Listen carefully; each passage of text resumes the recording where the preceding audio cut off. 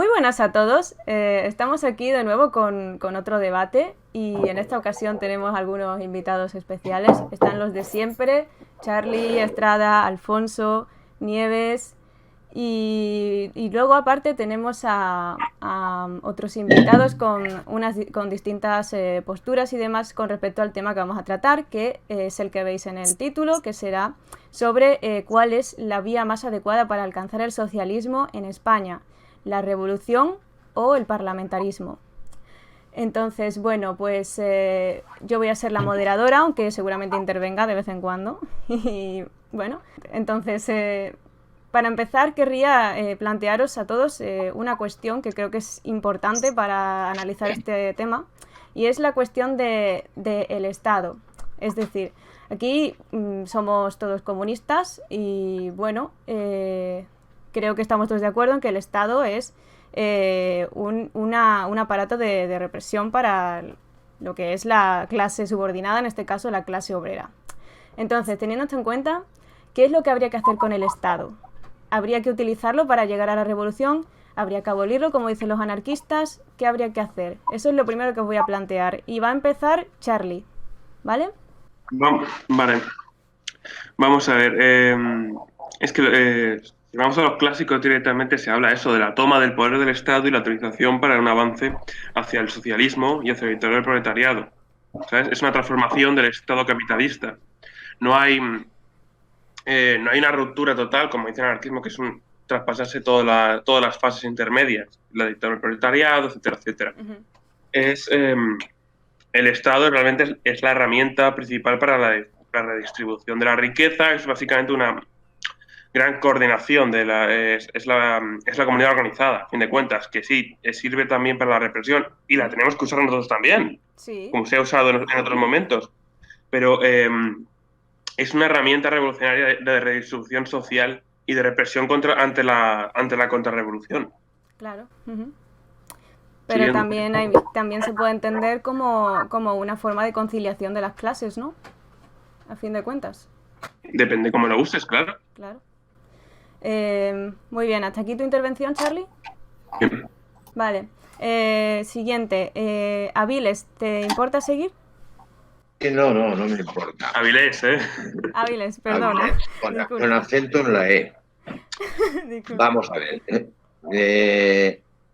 El Estado tiene sentido mientras existan clases sociales. O sea, el Estado es, concretando, el Estado son aparatos represivos y aparatos ideológicos. ¿Qué son aparatos ideológicos?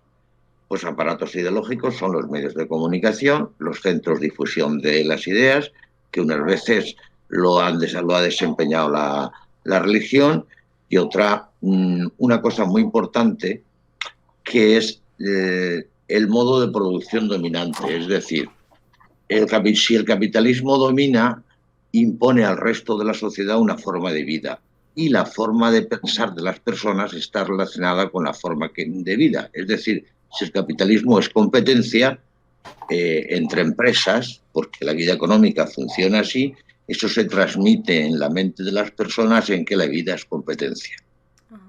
Entonces, el Estado es un instrumento represor, pero las clases dominantes prefieren dominar en libertad que en dictadura. Me explico por qué. Porque significa que la ideología de las clases dominantes ha penetrado en las clases dominadas. Y entonces las clases dominadas asumen la manera de pensar de las clases dominantes, que es lo que pasa en los sistemas democrático-burgueses. El Estado se manifiesta como instrumento represor en el momento en que la ideología de la clase dominante se resquebraja, cuando aparece alguna grieta y el peligro de las clases dominantes se ve amenazado. Entonces suelen recurrir a lo que es la supresión de los derechos, entre comillas, democráticos, para mantener las dictaduras. Entonces, la función de los comunistas es, primero, tomar el poder político del Estado. ¿Para qué? Porque todavía existen clases. El hecho de que la clase obrera tome el poder político no significa que desaparezcan las diferencias sociales. Y no significa que la ideología que se arrastra durante siglos o que las personas arrastramos, porque nadie de los que estamos aquí todos estamos penetrados de ideología burguesa. ¿Por qué? Porque nos hemos creado aquí y tenemos una serie de valores que tienen relación directa con la manera en que hemos sido educados, con la manera que vivimos, con la manera que estudiamos, con la manera que comemos. Entonces, cuando la clase obrera toma el poder, ¿no?, necesita el Estado. ¿Por qué? Porque hay manifestaciones de una manera u otra de que subsista esa ideología burguesa. Una cuestión muy importante que se intentó, que Stalin lo intentó, y durante la Revolución Cultural China también, que se intentó que la ideología que se llamó revisionista, cuando Mao decía bombardear mi palacio porque la burguesía está en el seno del partido, estaba hablando que dentro del partido se había generado una élite que arrastraba la ideología burguesa. De ahí que decía que la dictadura del proletariado tiene que persistir todavía en el proceso hacia la construcción de la sociedad socialista, que desembocará en el comunismo y en la desaparición del Estado. No me extiendo más, si no soy muy largo, ya hablaremos. Vale, muy bien. Siguiente sería Pablo. Buenas. Muy buenas. Pues yo decir que no soy anarquista ni nada de eso. No, aquí nadie lo es. Por tanto, en una fase transitoria, el Estado, entre que se abolen las clases sociales y las condiciones que sustentan el Estado, pues se debería haber una regulación, ¿no? O sea, decidir que el Estado decida invertir un mal en tal industria, invertir un mal en agricultura, las casas pues las vamos a distribuir de esta forma. Es decir, que entre que se abolen esas condiciones sociales es necesario un Estado, ¿sabes? Claro. Eso es lo que pienso yo. Muy bien. O sea, que necesitamos el socialismo, vaya. Exactamente. Muy bien. Nieves. Pues, a ver, yo creo que, bueno, en general es que sustento bastante lo que ha dicho Charlie al principio, que el Estado tiene que servir. El Estado, en efecto, actualmente es un elemento que sirve para reprimir a la clase trabajadora, pero que se necesita, también lo necesitamos para hacer la transición al comunismo. O sea, es decir, necesitamos el socialismo, vaya, o sea, no. Claro. O sea, no hay mucho más. Es que ¿Nada más? nada más que añadir, la verdad. Vale. El siguiente sería Pedro. Vale, se me oye, ¿no? Sí. Vale, pues yo básicamente quería incidir en que, por supuesto, Marx hablaba que una vez destruida la sociedad de clases, el Estado caería por su propio peso. Pero en este caso, de una sociedad sin clases a nivel mundial. Por lo tanto, no podemos pensar en una caída del Estado simplemente a nivel español, por la sencilla razón de que se nos planta Estados Unidos en la puerta y ya tenemos la colonia hecha, básicamente. O sea, cuando hablamos de la caída del Estado, tenemos que tener en cuenta una caída de la sociedad de clases a nivel completamente mundial, porque si no es un sinsentido completamente. Y por lo tanto, abolir el Estado únicamente en lo que viene siendo el territorio español, pues me parece bastante poco sentido y bastante poco práctico, la verdad. Ajá. Vamos, ahí también entraría la cuestión de la dialéctica de estados y demás. Sí, claro. Eso es muy importante. ¿Alfonso?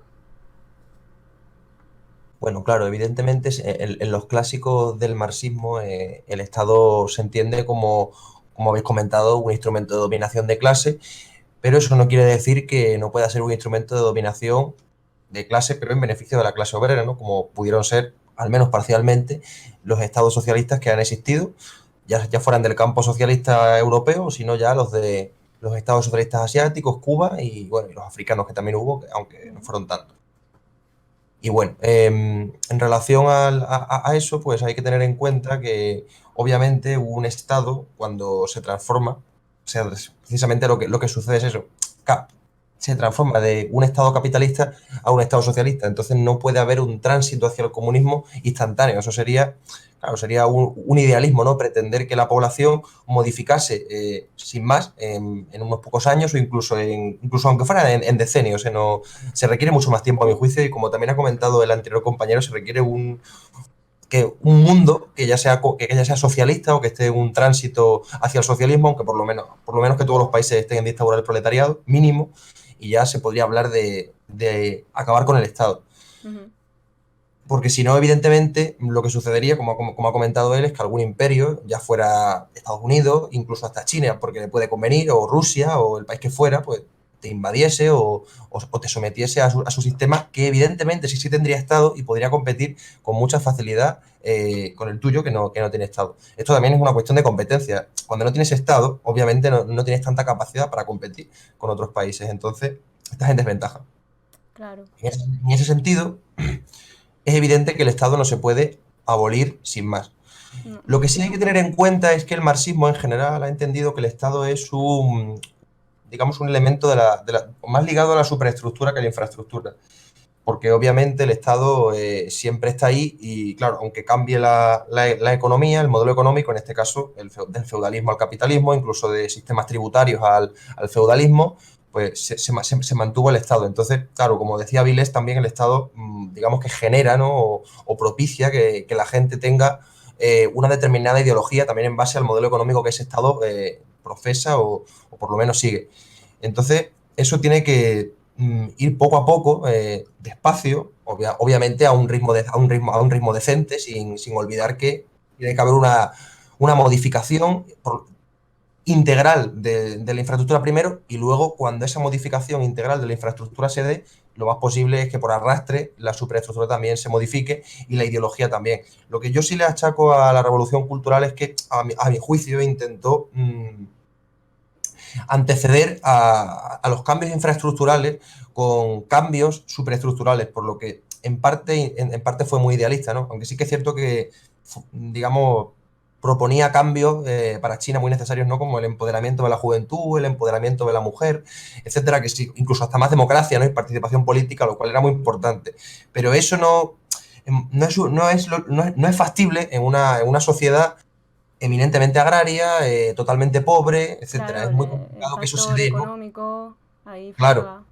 Entonces yo lo que sí quiero dejar claro es que, a pesar de que el Estado es por lo general un elemento superestructural, aunque de base, al igual que pasa también incluso con la lengua y tal, sí que es cierto que su modificación ideológica siempre tiene que ir posteriormente a la modificación económica e infraestructural de la vida económica de la gente. Eso es lo más importante, a mi juicio. Uh-huh. Luego ya, pues, siempre tener en cuenta la dialéctica de clases y de estados, evidentemente, para que no haya ningún tipo de revisionismo socialdemócrata en relación a las clases, y luego también el país se pueda defender con respecto a otros países que puedan ser contrarios. Y poco más que decir, aunque siempre también aspirando a una sociedad mundial, ¿no? Como comentaba el anterior compañero, para poder precisamente abolir el Estado, para que sea posible, porque si no es imposible. Si no hay un mundo entero socialista es imposible, porque siempre habría países que pudieran competir y te aplastarían. Entonces esa es la clave. Más ahora, en un contexto tan globalista. Efectivamente. Todos los países que son globalistas, Rusia es globalista, China es globalista, claro. Estados Unidos es globalista, todos son globalistas. Nos pueden beneficiar unos más que otros, pero todos son globalistas. Claro. Y también lo era en ese momento. La Unión Soviética también era un país globalista con sus intereses, y eso evidentemente tenemos que intentar pues sobrellevarlo de alguna manera. Ningún país es santo, y eso lo tenemos que entender. Ningún país es santo, ninguno. Ni los países socialistas son mejores, sin duda, pero no santos. Uh-huh. Yo he terminado ya. Gracias. Muy bien. Juan. Hola, buenas, ¿qué tal? Pues que yo considero que el Estado es algo fundamental para el sostenimiento de un pueblo. Si bien es cierto que este puede tener un origen ciertamente burgués o incluso preburgués, para de alguna manera mantener todo el poder y crear estructuras que sean capaces de mantenerse en el tiempo, sí que es cierto que con el paso de los años se puede convertir este sistema en una forma de proteger los intereses del pueblo, teniendo el pueblo como la gran mayoría de personas que son trabajadores. Poco más. Muy bien. Estrada. Voy. A ver, básicamente, vamos a ir rápido. Yo desde un punto de vista materialista, mejor dicho, yo la posición que tengo con el Estado es que el Estado es un elemento de opresión de clase, que yo dudo que nadie niegue eso. Yo opino igual que el Estado nace con la guerra, por lo tanto, la destrucción del Estado, el marxismo no la plantea como coges el Estado y te lo cargas. Marx habla de que el Estado se diluye cuando la lucha de clases interna, que incluso hay en el socialismo, llega un momento en que dichas clases se unen en una clase sola y deja de tener sentido el Estado porque deja de tener otra clase a la que reprimir. Y en ese momento el Estado se diluye por la revolución, no se llega a destruir. Simplemente deja de ser útil y se deja de usar. Y también hay que tener en cuenta que a veces no nos damos cuenta, pero hay una ideología que nos es transversal totalmente para la mayoría de ideologías políticas actualmente, incluso entre nosotros, que es el monismo, que prácticamente es el globalismo a cualquier escala, tanto el globalismo capitalista como el globalismo socialista, y que a veces no nos olvidamos mucho de la dialéctica que existe entre los estados. Y nosotros no podemos plantear de que el socialismo se tiene que construir en España poniendo fechas en plan de tenemos experiencia de ser socialista en tal momento. Ni siquiera teniendo el poder puedes verificar de que tu país va a ser socialista de aquí a 50 años. Porque entras en unos juegos teniendo un país con una población relativamente pequeña, porque España 50 millones de personas son 4 amigos, y más la dialéctica de estados actuales, de países africanos que están creciendo a un ritmo impresionante, que seguramente dejen atrás a países europeos en no mucho tiempo. Y toda esa dialéctica de estados tenemos que entenderla con la lucha interna de clases dentro de España. Sobre todo hay que formar a las masas y entender la idea de pueblo como todos los elementos, sin importar, no importa la clase social a la que pertenezcan, pero todos los elementos de la sociedad, todos los individuos que quieren participar y que trabajan en la construcción del socialismo, como pueblo y como antipueblo, todos los elementos que se oponen o ponen trabas en el socialismo, ya sea un obrero que en un determinado momento este obrero puede defender una construcción del socialismo, se puede considerar este hombre pueblo, mientras que este obrero, cuando sabotea una fábrica o sabotea una huelga en un periodo revolucionario, se le considera antipueblo. Lo mismo puede pasar con un pequeño burgués que en un momento determinado se le puede considerar pueblo. Si va para un país actualmente capitalista y habla bien del sistema socialista que tenemos en España, se le puede considerar pueblo, mientras que si va fuera de España y nos tira mierda, es antipueblo.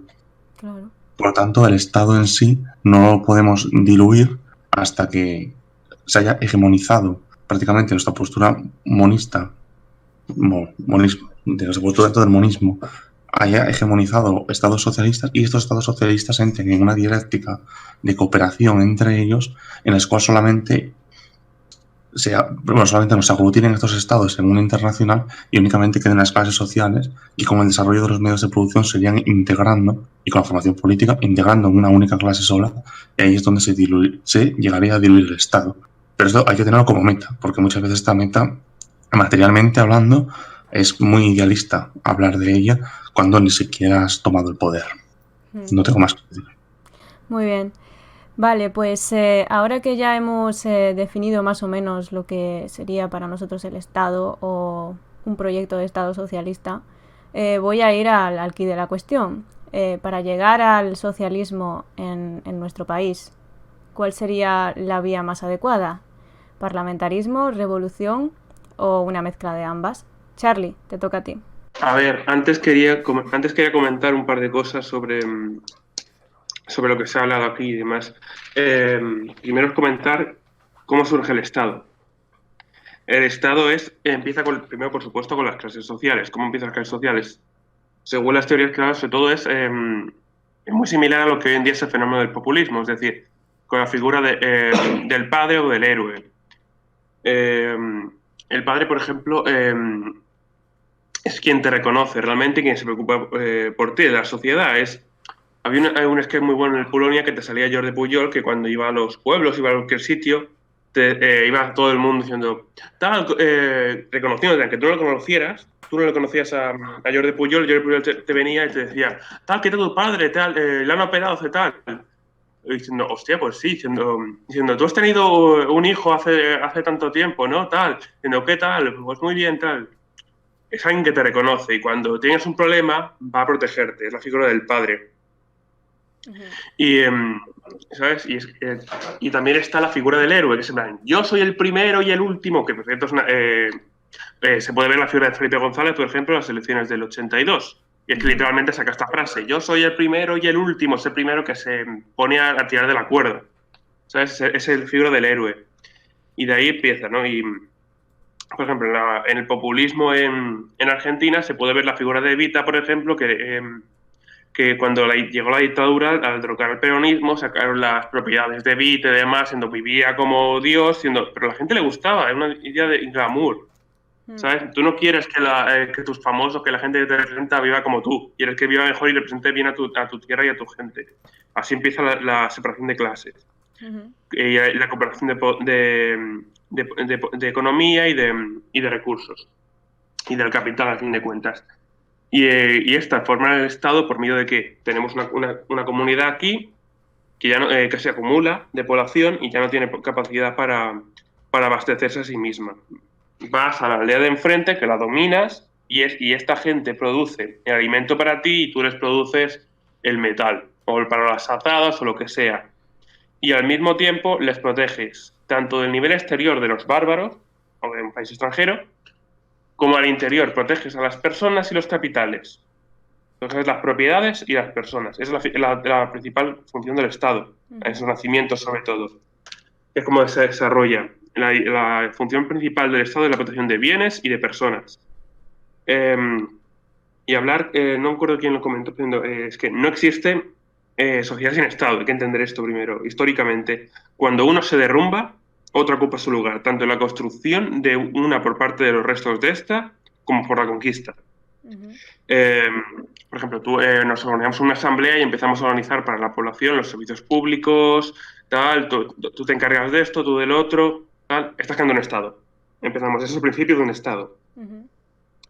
Y creo que fue Alfonso quien comentó diciendo que los viejos estados socialistas también eran globalistas. No, pues sobre todo porque la globalización como entendemos hoy. Si entendemos la globalización como la entendía Alejandro Magno, de un mundo helenístico, como lo de la Pax Romana de Augusto, vale, muy bien. La Unión Soviética y China maoísta podemos calificarla como eso, y los estados actuales herederos suyos también. Pero el globalismo actual es la globalización de la economía.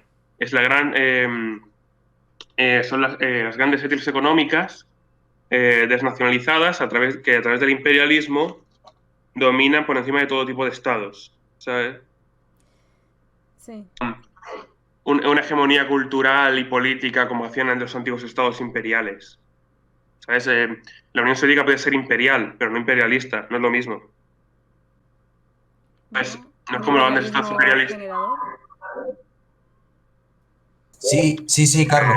Capitalista, podemos decirlo incluso, un tipo de hegemonía política no de sus élites. Por ejemplo, es que con sus estados satélite la URSS lo que hacía es mantenerlos, no sacarle beneficio de ellos. Volviendo un poco al asunto, ¿cuál es tu postura respecto a lo que planteé anteriormente? ¿La repites, por favor? ¿Revolución o parlamentarismo? Pues básicamente ambas, ¿sabes? En plan, el parlamentarismo, los clásicos, como Lenin mismo, se puede sacar argumentos a favor o en contra de ambos. Claro. Porque depende el momento y depende del lugar. Ellos hablan Lenin escribe sobre una revolución aquí y ahora en Polonia y en Alemania, justo después de la Primera Guerra Mundial, pero habla del parlamentarismo en Gran Bretaña. ¿Sabes? Depende de nuestros intereses y depende de la situación que hay en el momento y en el lugar. Claro, depende del contexto. ¿Sabes? Pero en general eso, hay que tener una pata en cada lado, una pata en la calle, la movilización social, que te dé fuerza para el trabajo parlamentario al mismo tiempo. Pero al final la lucha es el derrocamiento del régimen. Claro. Para construir una posición socialista. Muy bien. Siguiente, Avilés. Vamos a ver, mira, yo estoy completamente de acuerdo con lo que ha dicho Alfonso. O sea, es evidente cuando yo hablo de que el socialismo es una etapa de transición hacia el comunismo, ¿no? Obviamente no me refiero a un país solo, aislado, evidentemente, porque hay una serie de países capitalistas que van a intentar asfixiarlo. Sobre la pregunta que planteas, hombre, vamos a ver, la cuestión del Estado, ¿qué es lo que hizo la burguesía cuando tomó el poder en Francia? Pues lo primero que hizo fue cambiar la legislación y adoptó el Código Civil napoleónico, que es la base de todos los códigos civiles que hay. Es decir, el Estado tiene una función, que es ordenar lo existente con una normativa, unas leyes, unas normas de funcionamiento, una legalidad, y además tiene la función de transmitir la ideología de la clase dominante a la ideología de las clases dominadas. Por ejemplo, antes de la etapa capitalista, vale, dominaban los feudales. ¿Pero qué quería la burguesía de la sociedad feudal? Pues lo que quería era comprar títulos de nobleza para ser nobles. Es decir, la nobleza, los feudales, ¿no?, transmitían a la burguesía su ideología, ¿no? Entonces, la función del Estado es proteger lo existente. Y si lo existente es una sociedad de clases, su función es proteger lo existente. Un Estado donde la clase obrera sea dominante, también es proteger lo existente. O sea, que podría proteger una revolución. Efectivamente. O sea, es decir, proteger lo existente. Es decir, la clase obrera es dominante, la clase dominante, porque no podemos hacer desaparecer un montón de golpe por decreto, una serie de pequeñas producciones, en fin, determinadas cosas, ¿no? Es proteger el poder de la clase obrera por arriba. ¿Qué es lo que ocurre? Que a la hora de utilizar una vía u otra, el problema que tenemos es que revoluciones en 100 años se producen 3 o 4, no hay nada más. El resto del tiempo, la clase dominada o las clases dominadas, porque hay más de una, asumen la ideología de la clase dominante. ¿Cuándo se resquebraja? ¿Cuándo se hace una grieta? En momentos de crisis económica, donde la gente empieza a poner en cuestión los valores que transmite la clase dominante. Entonces, obviamente, por vía electoral, con unas normas reguladas por la clase dominante, ¿no?, es muy difícil que la clase dominada se haga con el poder. ¿Por qué? Porque las normas para participar las pone la clase dominante. Claro. No hay remedio nada más que utilizar la vía electoral, tiene que estar al servicio de la toma del poder político.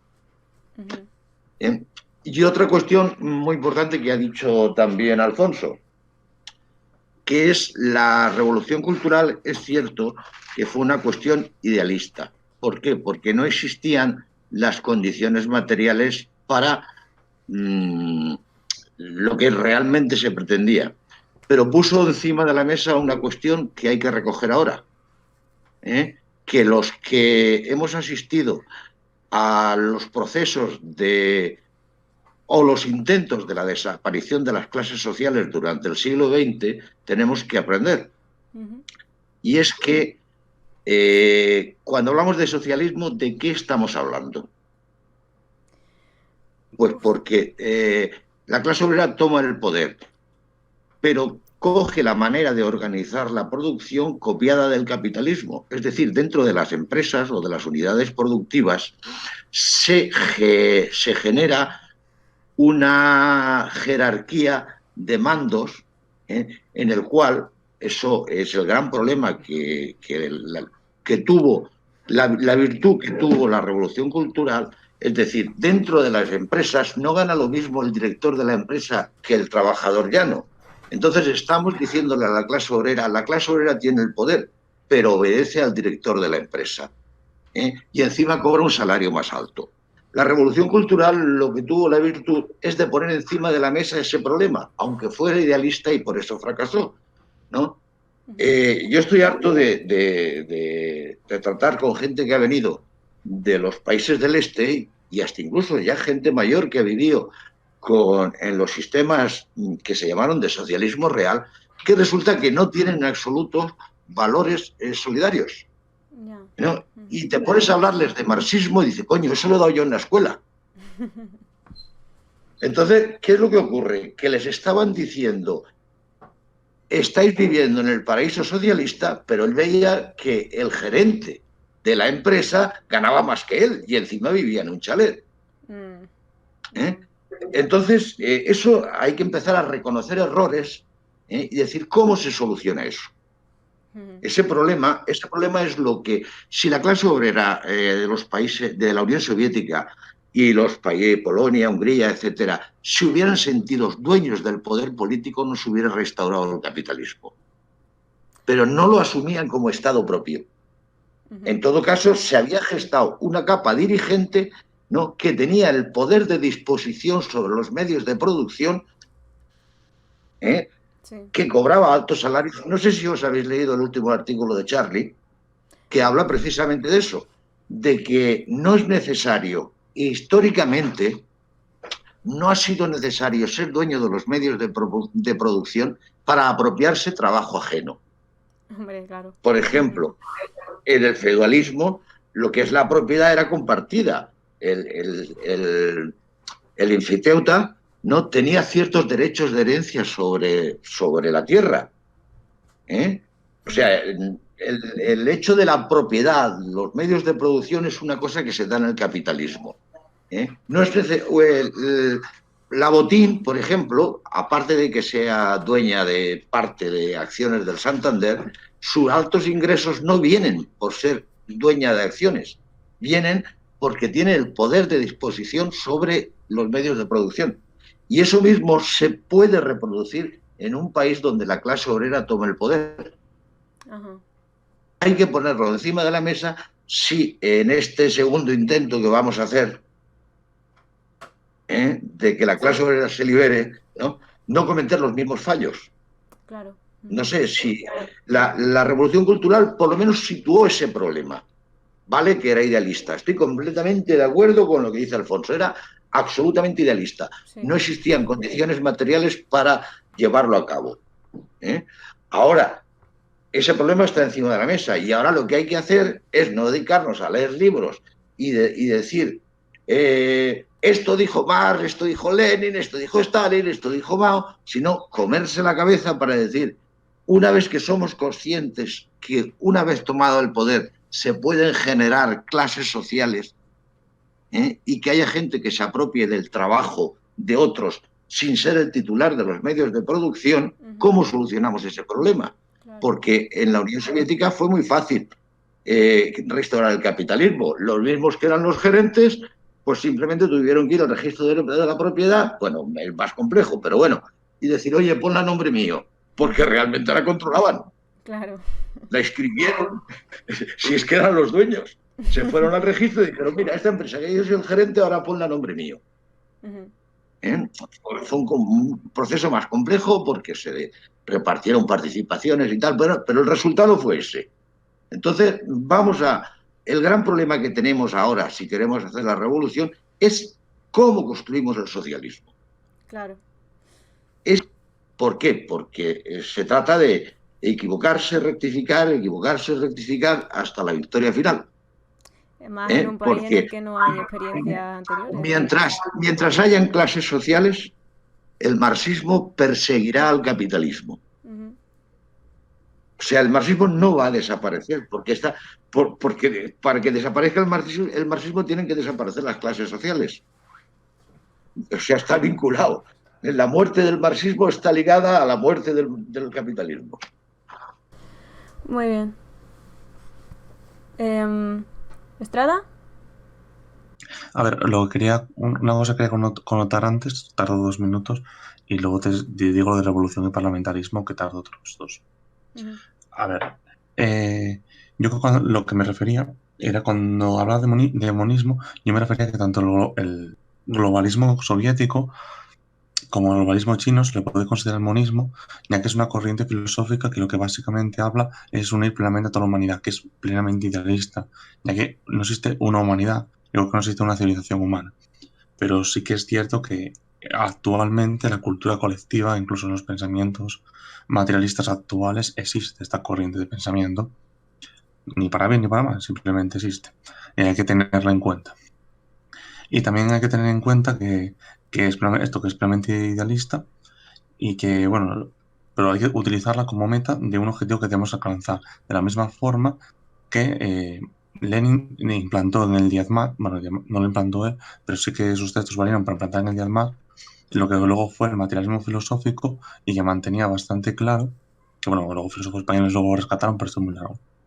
Y eso que implantó en el Diezmat, el materialismo filosófico, como luego Mao lo mantuvo en su pensamiento y en la China actual todavía lo tiene, donde la construcción de la sociedad material se tiene que dar con la filosofía y solamente es posible la construcción material en el socialismo.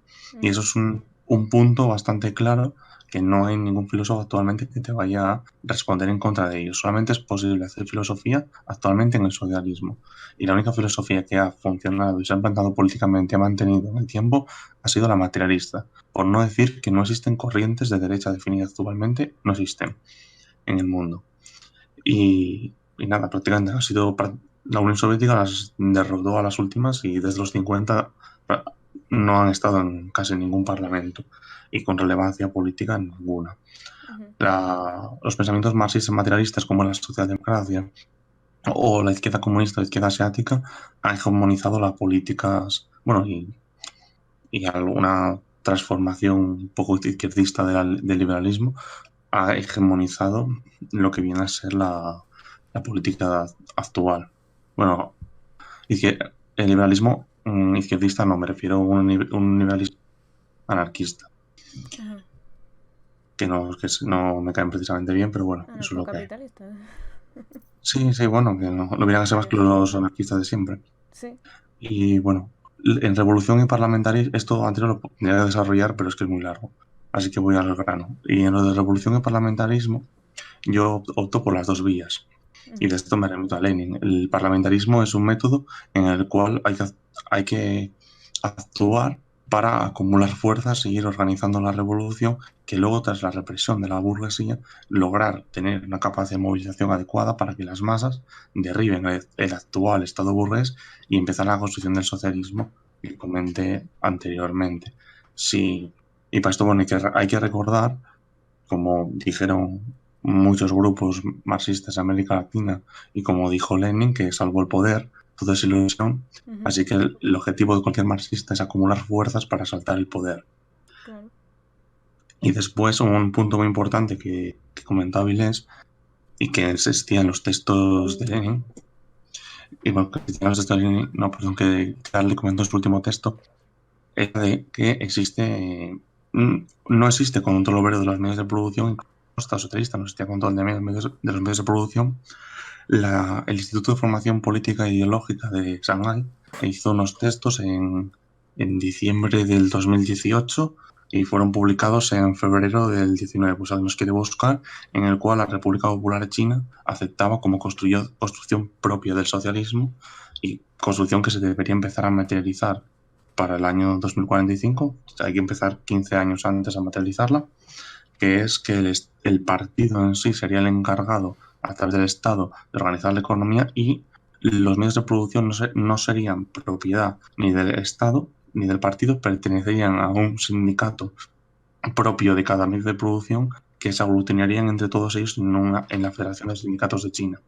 Por eso las regulaciones importantes donde están llevando a la obligación de la existencia de sindicatos en todos los medios de producción que existen en China, privados, extranjeros, nacionales, mixtos, incluso hasta un punto de que se está viendo un nuevo cooperativismo.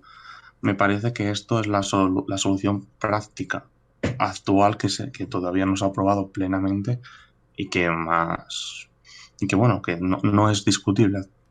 Y me parece óptimo mirar a ver cómo se va desarrollando y sobre todo estudiar cómo sería posible trasladarlo a España, ya que en España sí que hemos tenido culturalmente y por mucha influencia dominica que ha existido sobre todo en Castilla, más en concreto en León, mejor dicho, más concreto en la provincia de León, donde existieron las comunidades de vecinos, que eran asociaciones de vecinos, perdón, que eran dueñas de la tierra y en última instancia los vecinos eran dueños de esa tierra, la trabajaban comunalmente, actualmente sigue existiendo así, y plantan pues lo que acorde la comunidad y eso lo venden y luego el dinero se lo reparten entre ellos o el ayuntamiento contrata, pues no sé, un concierto para que vengan las fiestas y deje más dinero.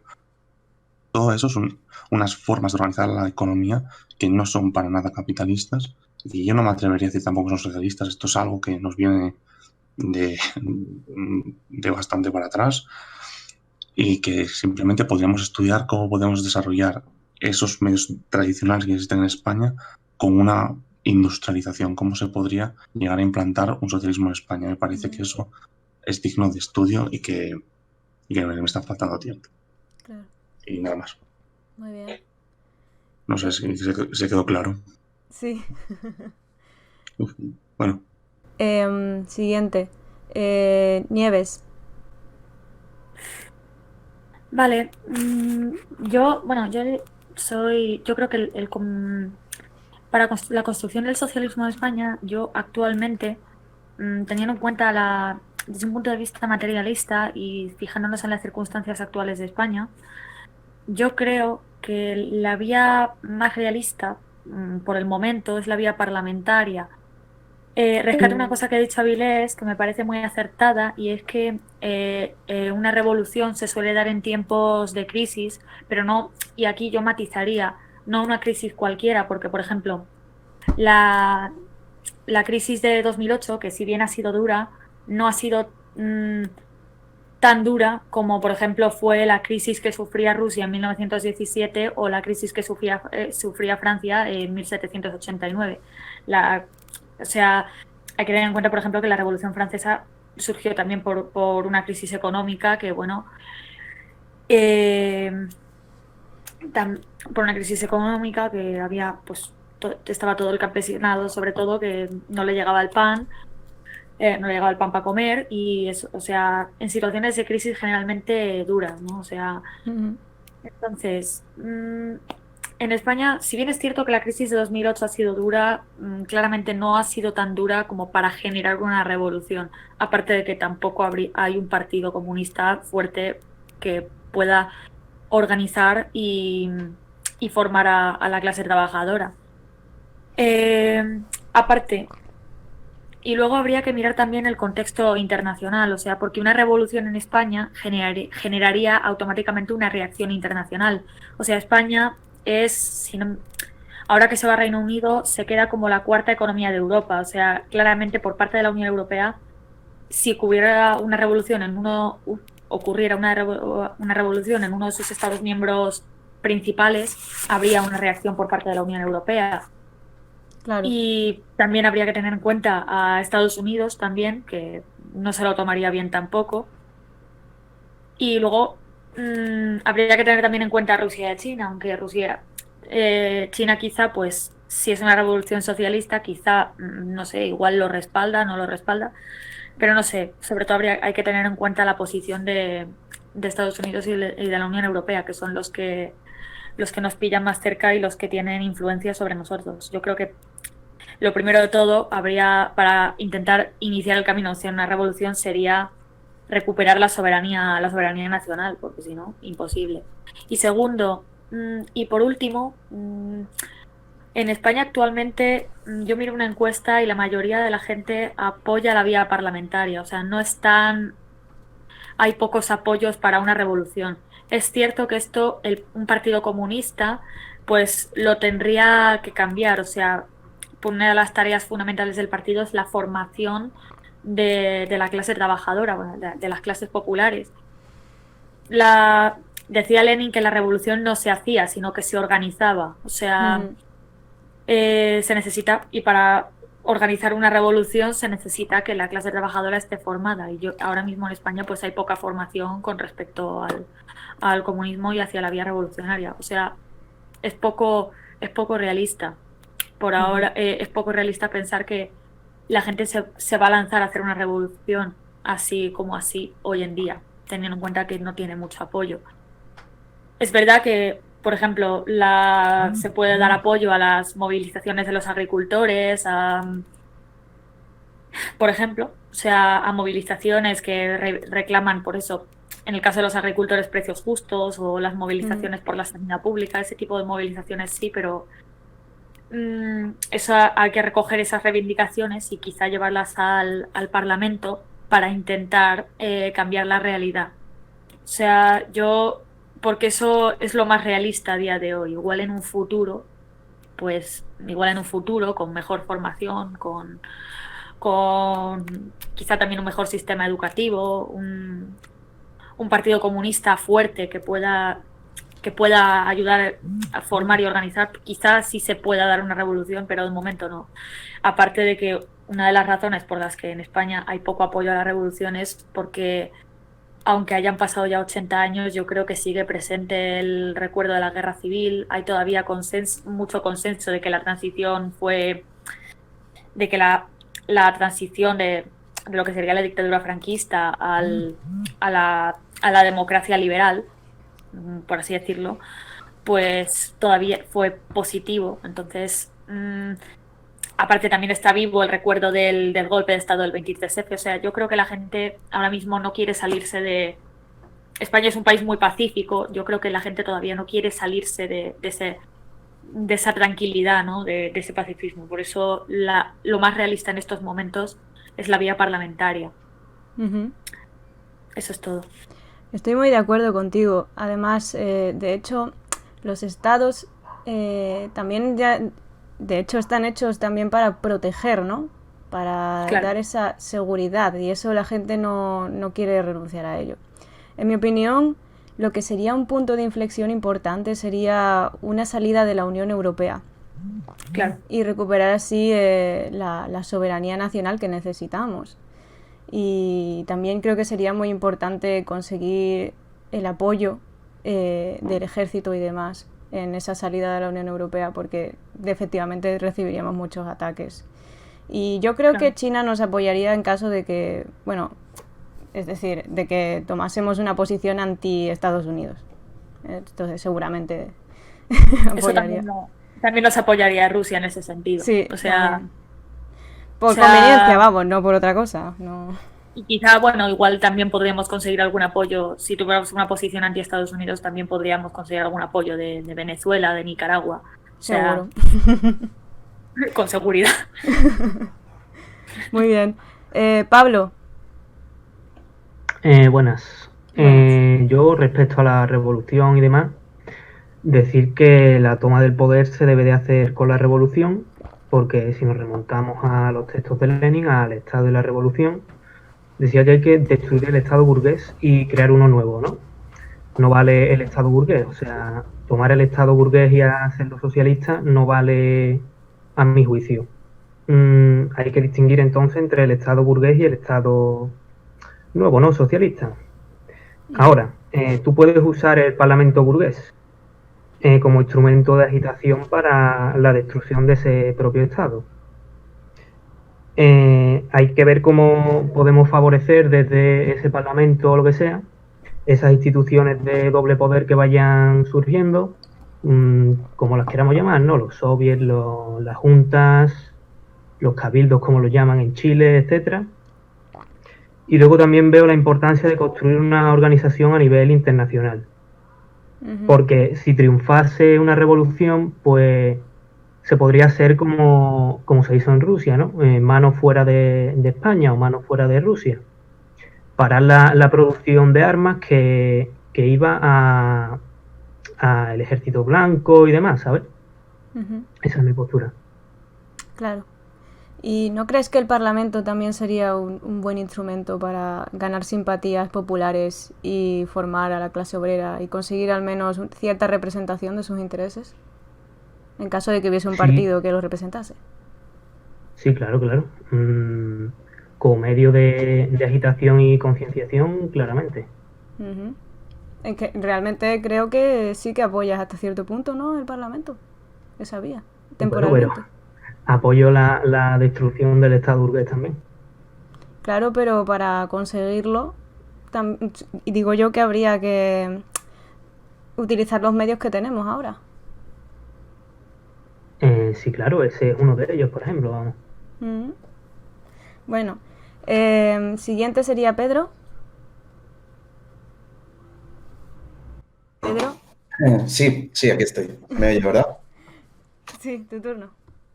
Vale, pues yo lo que tengo que decir es que, como acaba de decir Pablo, Lenin habló de la destrucción completa del Estado burgués y de la construcción de uno nuevo. Ahora, ¿qué pasa? Que si seguimos manteniendo la postura de Lenin en esa postura, estaríamos cayendo en un dogmatismo. ¿Por qué? No por nada malo, sino porque las condiciones socioeconómicas, en ese sentido, a la hora de hacer la revolución, han cambiado completamente. Después de un siglo de trabajo por parte de las democracias burguesas occidentales, se han conseguido aburguesar al proletariado. En contraposición a principios del siglo XX, donde el proletariado no era propietario de absolutamente nada. De hecho, etimológicamente viene de la palabra prole, que era indicando que solo la única posesión que tenían eran sus hijos. Se pasó gradualmente a lo que he dicho antes, un aburguesamiento del proletariado. Ahora todos los miembros del proletariado tenemos algo que perder. Y eso creo que es también un factor muy importante a la hora de hacer la revolución. Yo no soy parlamentarista, simplemente porque creo que no se puede ganar al Estado burgués en su juego. Porque si simplemente con todos los mecanismos de publicidad y de propaganda, mejor dicho, de propaganda que pueden ejercer, yo creo que hay muy pocas posibilidades de ganarlas en su campo. Ahora, lo que hay que hacer es, como ha dicho Nieves, tampoco podemos esperar a hacer una revolución de la noche a la mañana. Entonces, lo primero que se necesita, como has dicho tú, es que recuperar la soberanía nacional y la unidad de la nación, que para mí no está asegurada. Eso es muy pesimista. Yo también. Muy bien. Yo, para mí no lo veo nada claro. Y conseguir un estado jacobino y centralizado. Eso es el punto de partida. Yo creo que aquí estaremos de acuerdo todos o prácticamente todos. Entonces, una vez de ahí, claro que nos podemos apoyar en un partido socialista serio, pero siempre no con el objetivo de ganar unas elecciones democráticas, sino con el objetivo de servir de respaldo a la revolución. Y una cosa más voy a añadir, profundizando en el tema de la democracia burguesa. Yo no solo soy antiparlamentarista, sino que me considero antidemócrata. Esto suena muy mal y que se usa como insulto para prácticamente todo, que quiere decir que simplemente como un médico que ha de realizar operaciones a corazón abierto, ha de estudiar 10 años, un arquitecto que tiene que hacer puentes que soporten 50 toneladas, ha de estudiar otros tantos. No podemos dejar que vengan gente sin preparar. Esto no estoy hablando, por supuesto, que no se me malinterprete de ninguna clase social. O sea, por supuesto que alguien que comience siendo campesino podría empezar una carrera como político y terminar como presidente del gobierno. O sea, no estoy adoptando una postura clasista y no pretendo hacerlo. La cosa es meritocracia, ¿no? Básicamente. Meritocracia, no desde el punto de vista cómo se percibe hoy en día, sino una especialización, más bien. Sí. Una formación muy extensa. Claro. A la hora de decidir al final las políticas de un país y que solo estén capacitados las personas con una formación intensísima y muy amplia en política, independientemente de su signo político. Es algo relativamente, salvando mucho las distancias, parecido a lo que pasa en China y algo muy parecido a lo que decía Platón, ¿no? Con los reyes filósofos. Es algo parecido. Claro, teóricos revolucionarios. Sí, sí, exacto. Y volviendo a la cuestión de la soberanía, ¿no crees? Yo siempre he pensado que si en caso de un Spexit, como le llaman, creo que sería bastante más fácil organizarse y rebelarse contra una burguesía nacional que contra la burguesía dentro de la Unión Europea, porque eso significaría enfrentarse a la burguesía global. Sí, está claro. O sea, eso es, la Unión Europea ya no solo que sea un órgano burgués y todo lo que es, sino que es un órgano completamente irreformable. Nosotros, el punto de partida es el Spexit, como se le está llamando, y en contraposición con Spa hasta luego o algo así, que me parece mucho más creativo. El punto de partida primordial junto con el castigo más, o sea, el convertir la unidad, la integridad de la nación en algo completamente primordial, no como es ahora, que parece una cosa sin ningún tipo de importancia. Juan, es tu turno. Bien, en cuanto a esta pregunta, tendríamos que ver no tanto lo que pensamos desde un punto de vista filosófico, ¿no? De lo que nos gustaría, sino desde un punto de vista materialista. O sea, ¿cuál es la realidad que nos rodea y cuál es la solución más tangible, más realista? Bien, yo personalmente considero que la principal causa por la que ambas vías fracasarían sería por el hecho de que no exista la conciencia de clase.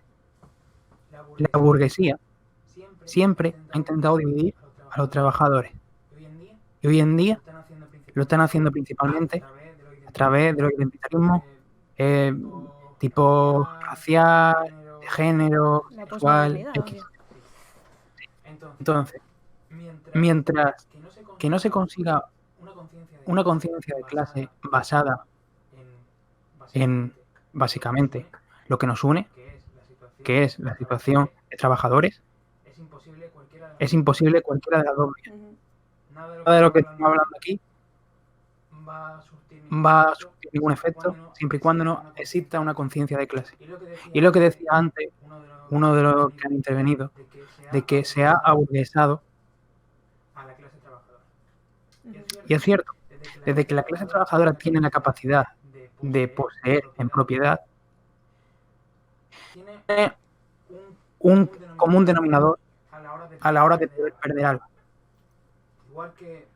Igual que una persona tiene miedo a perder su casa que ha estado pagando durante 35 años, un burgués tiene miedo de perder la industria que ha heredado no sé cuánto y que le dan millones y millones. Entonces ese miedo es común. Por lo tanto, ninguno de los dos va a hacer nada que ponga en peligro su propiedad. Está bien. Lo que a mí me gustaría, en el caso de que existiera esa conciencia de clase, que yo creo que hasta que no empezamos a crear una conciencia de clase, todo lo que hablemos es de más. Estamos hablando, sería como intentar, no sé, sacarte el cuarto grado, el cuarto curso de un grado, cuando todavía no tienes.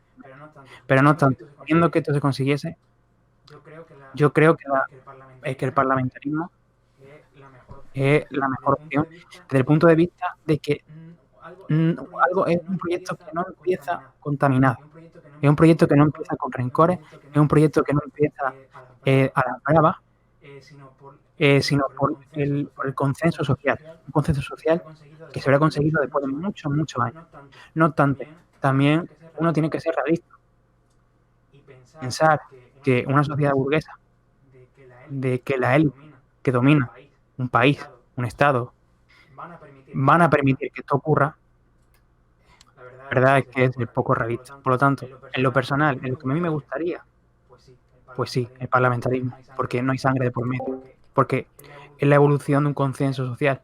Pero, claro, hay que ser realista y yo personalmente creo que la única vía va a ser la vía armada.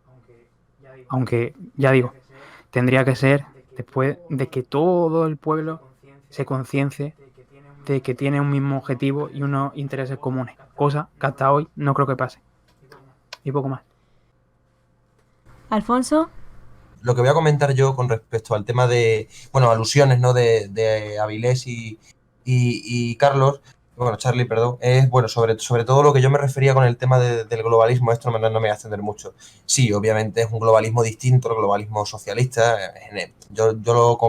digamos que yo lo asocio más al internacionalismo proletario, pero en este sentido ya no tanto al internacionalismo proletario, sino al interés, ¿no? Por parte de los estados socialistas, ya sea los caso de, una vez ya el conflicto sino-soviético, pues ya China y la Unión Soviética, pues que obviamente los dos querían extender sus dominios, pero no desde un punto de vista opresor o para someter a otros países, sino bueno, pues simplemente para crear o tener esa intención de generar ese, bueno, pues patria de los trabajadores o imperio universal obrero, podríamos decir. Obviamente imperio no desde un punto de vista leninista o un imperio que someta, que exporte capitales y demás, ¿no? Sino un imperio que precisamente propicie el desarrollo de eso, de los territorios que estaban bajo su dominio. Esa es la idea del globalismo que se ha tenido por parte de los países socialistas a lo largo del siglo XX, incluso hoy más o menos también se tiene por parte de algunos países asiáticos, incluso más o menos Cuba. Lo que pasa es que obviamente no estamos en el ciclo de octubre, el ciclo de octubre ya pasó, entonces estamos en otra época. Pero bueno, y luego ya con respecto a lo que comentaba Avilés, ¿no? Probablemente él se refiere, ¿no? Al fetichismo de la mercancía, a la reproducción de las relaciones capitalistas, ¿no? Es muy difícil acabar con ellas, incluso en el Estado socialista, por la generación de esa burguesía burocrática, etcétera, que se vio en China, en la Unión Soviética, en el campo socialista, en Cuba. Todos los países se generó, pues, evidentemente, unas personas, ¿no? Que no poseían los medios de producción, pero que tenían un control objetivo sobre ellos, ¿no? A pesar de que, por ejemplo, en Yugoslavia también hubiese cierto cooperativismo, y también en los otros estados, sobre todo en Yugoslavia, hubiese más descentralización de la producción y tal. Pero bueno, al final la planificación centralizada y tal, pues sí que generó ese grupo de administradores, ¿no? Que por lo general tuvieron ciertos privilegios. ¿Cómo solucionamos eso? Pues eso es una cuestión muy compleja y evidentemente estamos ante una dicotomía élite-masa y obviamente los comunistas por lo general nos hemos posicionado a favor de las masas. Lo que pasa es que también qué masas, ¿no? Las masas es un concepto que es muy interclasista y también hay que verlo, ¿no? Por eso los asiáticos, por ejemplo, entendían masas, ¿no? Por el tema de la nueva democracia, de Mao y todo esto, pues siempre desde una óptica interclasista, lo cual a mi juicio sí que está un poco errado porque las masas no son todas revolucionarias, pero bueno, si especificamos revolucionarias está bien, no es problema. Pero lo que digo es que el tema del control, ¿no? Del partido desde dentro, de los cuadros, de los administradores sobre todo, es una cuestión que es difícil porque en cualquier país, en cualquier estado, aunque sea un estado revolucionario y tal, es muy complicado que no se generen unas élites. Entonces, yo creo que, aparte de que se generen unos contrapoderes que son muy necesarios, ¿no? Como muchas veces se comentaba, ¿no? Obreros armados o por lo menos un ejército fiel a los ideales comunistas, es decir, formar ejércitos es importante, ¿no? Porque son personas que están armadas y que podrían perfectamente volver a retomar el poder obrero si fuera necesario. Pero yo creo incluso que se podría armar al proletariado si no hubiese mucho problema, por lo menos una serie de milicias y demás para que hubiera contrapoderes. Esa sería mi idea. Pero yo ya digo que en general creo que se van a generar élites. Es bastante factible. Ahí soy bastante realista y sí que creo que, por ejemplo, personas como Pareto, ¿no? Que son, a pesar de que son liberales, o incluso Gaetano Mosca o Michels, todos estos teóricos, ¿no? Bastante negativos, ¿no? Pero que entendieron que las élites, pues, sucedían, ¿no? Que eran algo casi inevitable. Entonces, hay que ver también cómo lidiamos con eso, pero tampoco sin idealizar a las masas especialmente, sino precisamente creando contrapoderes materiales, ¿no? Como ya comento, ¿no? Milicias armadas y tal. Y ahora con respecto al tema de la revolución y del parlamentarismo, yo tengo mi vía propia, no es que yo haya creado aquí algo genuino especialmente, pero bueno, yo he hecho un escrito sobre lo que tendríamos que hacer, por lo menos en el contexto español, y lo voy a contar un poco así por encima, ¿no? Yo sostengo que históricamente ha habido 3 vías principales de socialismo y luego el resto son más o menos pues derivaciones de estas 3 vías que comento. Las 3 vías son la vía soviética, que básicamente se se basó en la toma del poder en las grandes ciudades, en este caso en Petrogrado, por parte de los obreros, y luego la toma del Parlamento, etcétera, que luego derivó en una guerra civil. En el caso de China fue más bien una guerra popular de fuerza motriz campesina, aunque con dirección de los intelectuales y de los obreros. Esta sería la segunda vía. Y la tercera vía, que también es muy importante a mi juicio, es la vía chilena. Una vía de corte parlamentarista, democrática y de consecución, o por lo menos de tratar de conseguir el socialismo por la vía parlamentaria, por la vía constitucional. Yo lo que sostengo es que en España tenemos que aplicar estas tres vías. Luego también recordemos la vía cubana, que bueno, que también se parecía bastante a la China en parte, aunque luego también, pero bueno, era una revolución nacional, no era algo realmente importado de China y nada por el estilo, sino bueno, pues revolución nacional, primero con el partido ortodoxo, ¿no? Que era un partido de tendencia tercer posicionista. Y bueno, pues ya en este caso luego se acabaría transformando al socialismo seguramente por dialéctica de estados, ¿no? Porque le convenía, como le pudo haber pasado a lo mejor a Lumumba, ¿no? Si se hubiera mantenido en el poder en el Congo. Pero bueno, no fue así que pues nada. Pero vamos, Lumumba y Fidel Castro son líderes nacionalistas que luego, seguramente en el caso de Lumumba también hubieran derivado al comunismo por pura dialéctica de estados. Entonces, la cuestión aquí es esa, ¿no? Las tres vías, yo las que comento, la chilena, la china y la soviética. Las que yo creo que tenemos que utilizar en España son la vía chilena, un inicio, tenemos que crear una unidad popular o algo por el estilo, que en un inicio incluso hasta tenga algún tipo de colaboración interclasista. ¿Y crees que el motor de esa unidad podría ser la defensa de la unidad de España, por ejemplo? Sí, por supuesto. Los motores de esa unidad popular, similar a la de Chile o a lo que hemos podido ver en Venezuela, tiene que ser sobre todo la defensa de la unidad nacional, evidentemente recuperando competencias en la medida de lo posible, aunque también respetando las lenguas nacionales, porque hay que recordar que las lenguas que tenemos en España no son solo regionales, sino nacionales, son todas lenguas de la nación. Ese es un problema de España, ¿no? Que no ha sabido entender que nuestras lenguas no son solo de una región o de un territorio concreto, sino que son de todo nuestro país. Entonces eso es algo importante que tenemos que dejar muy claro. Entonces, lo que tiene que hacer ese gobierno primeramente democrático antes de plantearse la toma del poder total es salir de la Unión Europea, salir de la OTAN y plantear un referéndum de monarquía república. Primero, cuando gane ese partido no, sino esa conglomeración de partidos de corte, ya os imagináis, ¿no? Socialistas, comunistas, incluso también anarquistas, se pueden permitir todo lo que sea mínimamente revolucionario, o por lo menos que tengan interés, ¿no? en cambiar las cosas, en cambiar la realidad en la que todos vivimos. Entonces, esa es la idea. Coger ese partido, que gane las elecciones, algo ya bastante difícil, pero que desde luego hay que planteárselo, porque una vía armada hoy día, por ejemplo, es imposible. Yo sostengo que la vía armada en España es imposible, no la vía armada soviética, sino la vía armada china, es decir, la guerra popular. En España no se dan las condiciones para que en España un grupo de ciudadanos de aquí cogieran los fusiles y dijeran, bueno, vámonos allá a las montañas, ¿no? Como los maquis, a ver si tomamos el poder. Eso ya evidentemente algo así, ¿no? Es algo improbable, por no decir imposible. El propio Mao ya sostenía que la nueva democracia, incluso la guerra popular prolongada, era algo más propio de países subdesarrollados. Entonces, pues esa es la cuestión. Entonces, yo creo que lo que tenemos que hacer... Sí, perdona. Yo creo que lo que tenemos que hacer primero es, como digo, conformar esa unidad popular, ganar las elecciones, primeramente salir de la OTAN, que es algo bastante factible dentro de lo que cabe, no hace falta ni siquiera hacer un referéndum, es cuestión de que el partido lo lleve en el programa y ya está. Bueno, no partido, sino conglomeración. Luego, posteriormente, hay que proponer el referéndum monarquía-república y posteriormente salir de la Unión Europea, todo en un periodo de como mucho 10 años.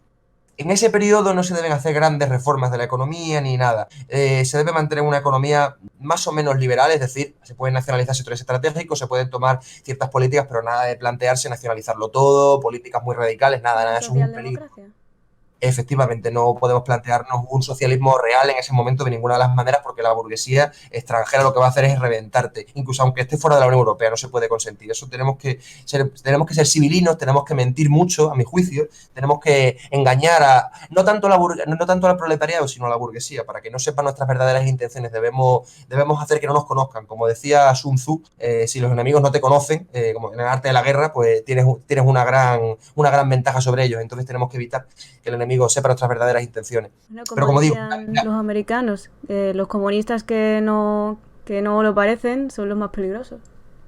Efectivamente, ahí está, exactamente, esa es la idea. No tenemos que parecer comunistas en un inicio, a mi juicio. Tenemos que parecer socialdemócratas, lo que nos digan, ¿no? Que radicales, desde luego, y por supuesto anti-Unión Europea, anti-OTAN, incluso anti-ellos también, porque ellos evidentemente van a ser los más interesados en saber qué somos, pero bueno, esa sería la cuestión. Y luego ya una vez que ese partido lleve gobernando el país sin perder unas elecciones durante 15 años, etcétera, y que tengan bueno, pues hayan acumulado suficiente poder, seguramente yo creo que lo que sucedería que alguna decisión de ese partido se plantease la toma del poder total en un momento de crisis, etcétera. Entonces, ahí es cuando ya se podría plantear la vía revolucionaria, pero en este caso de corte soviético, de corte de tomar las grandes ciudades a través de pues de una previa, un plan, se tendría que trazar un plan, como ya se hizo en las tesis de Abril de Lenin en el siglo XX, a principio,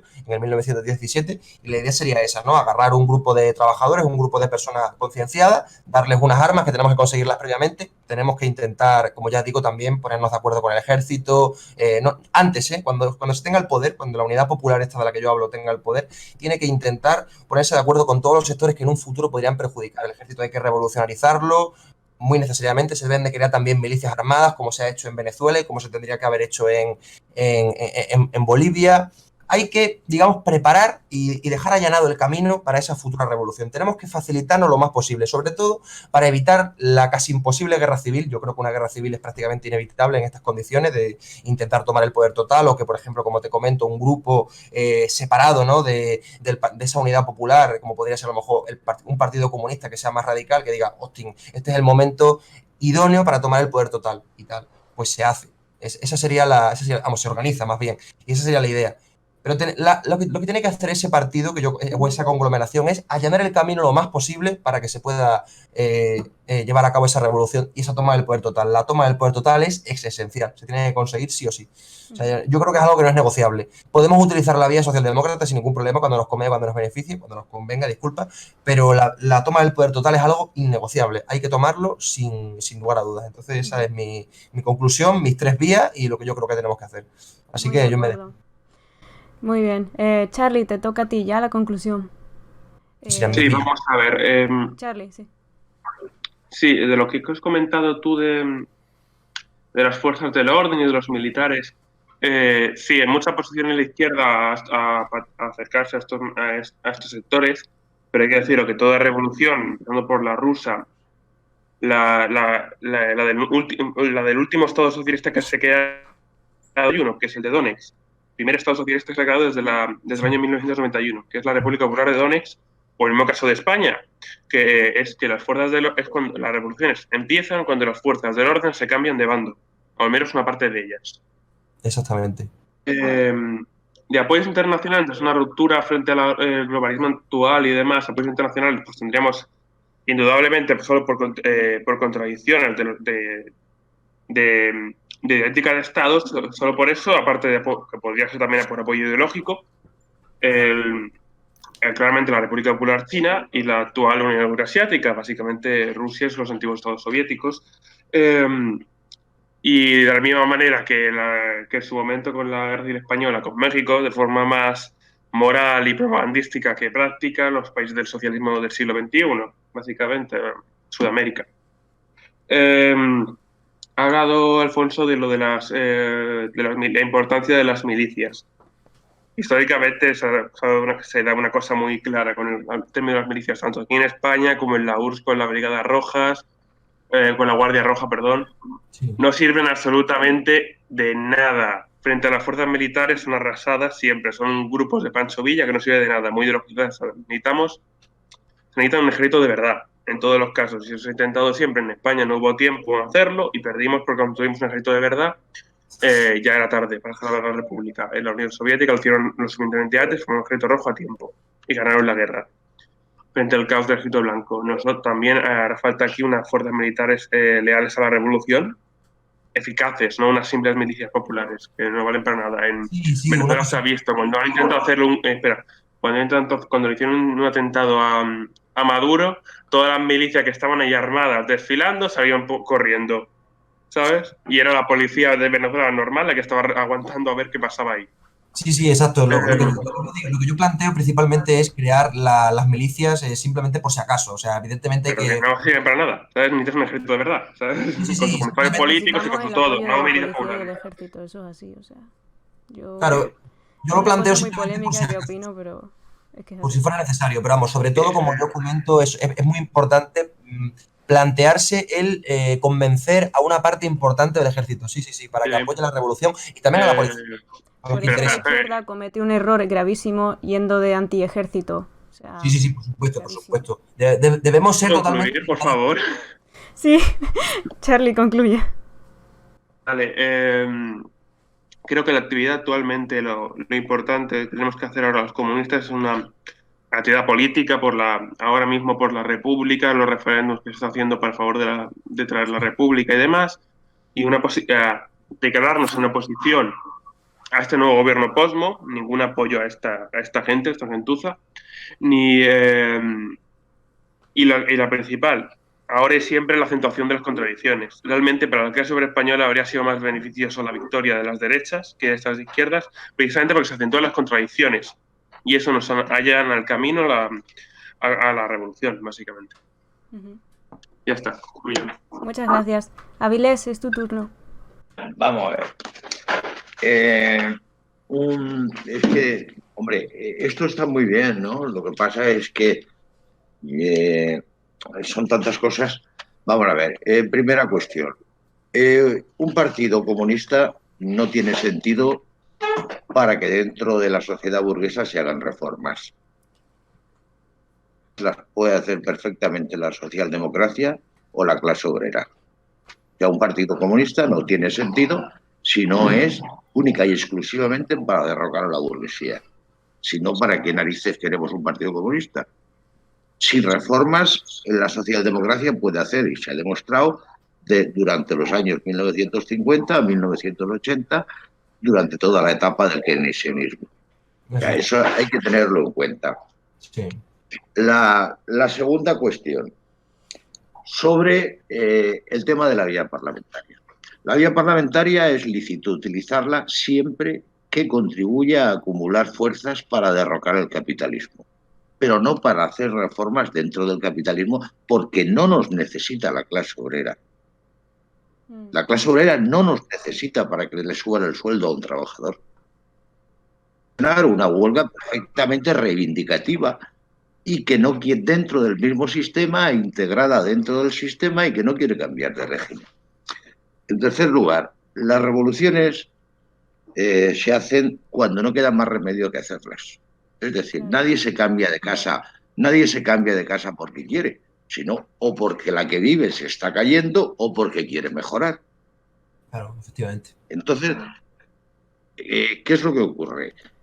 Que para hacer una revolución el problema no es predicar como los testigos de Jehová, no se trata de concienciar a la gente, sino que la conciencia de la gente, la necesidad de cambiarse de casa surge porque donde vive se cae. Claro, exactamente. Es lo que Lenin planteaba. Las revoluciones, ¿cuándo se producen? Pues en épocas de guerra, principalmente. No. Cuando las contradicciones de las clases dominantes se agudizan, porque la clase dominante no es un grupo homogéneo, tienen varias contradicciones enfrentadas entre ellos. Cuando hay varias propuestas dentro de las clases dominantes, cuando hay un conflicto entre ellos que no se entera, que el Poder Judicial no se entiende con el Ejecutivo con el Parlamentario, porque cada uno representa intereses. Hay que tener en cuenta que el capitalismo es competencia entre ellos mismos, ¿no? Y eso repercute en las clases dominadas que dicen aquí hay que cambiar de sistema.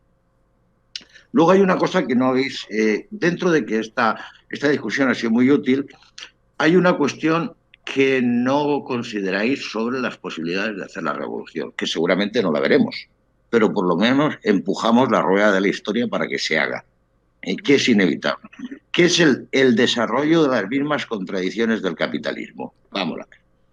El capitalismo se sustenta en la apropiación de trabajo ajeno. O sea, un trabajador percibe menos que produce, porque si no, no habría beneficio empresarial. correcto, ¿no? No habría procurado. Evidentemente. ¿Qué es lo que ha pasado? ¿Qué transformaciones se han dado del capitalismo del siglo XIX al siglo XXI? Pues lo que podemos ver en el siglo XIX y el siglo XX, el motor de la producción era la fabricación de medios de producción, es decir, la tecnificación, la maquinaria, el tren, la electricidad, se fabricaban medios de producción. Entonces, el excedente, la plusvalía que se sacaba de los trabajadores, se invertía en medios de producción. Pero llega un momento que se da a partir de 1930 y 1945, cuando el sector motriz de la economía dejan de ser los medios de producción. Se pasa a la producción de medios de consumo. Y entonces se inaugura una etapa que es la sociedad de consumo, a partir de 1945. Entonces, ¿qué es lo que impulsa el motor de la economía?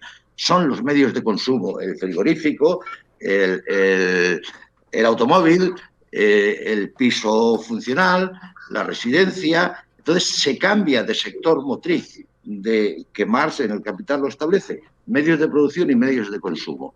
Entonces, quien impulsa la economía son los medios de consumo. Ahora, ¿qué es lo que ocurre? Que para que se consuman lo que se produce, la clase obrera, que es la mayoría de la población, tiene que tener capacidad para consumirlo. Pero claro, si le das capacidad para consumirlo, no hay beneficio empresarial. Pero es que si te das cuenta, Vilés, el keynesianismo sirvió también para apuntalar los intereses del capitalismo. Eso fue la gracia. Sí, que sí. Es que eso es lo que voy.